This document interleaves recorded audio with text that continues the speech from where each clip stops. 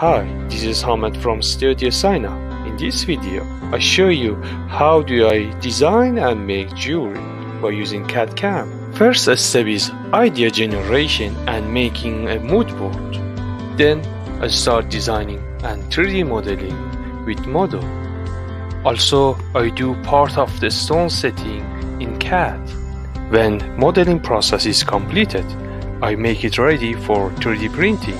In this example, the model 3D printed in wax for direct casting.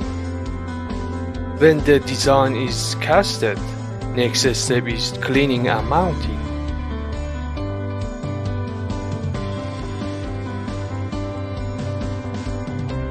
For this project, I used macro setting tools to set gemstones.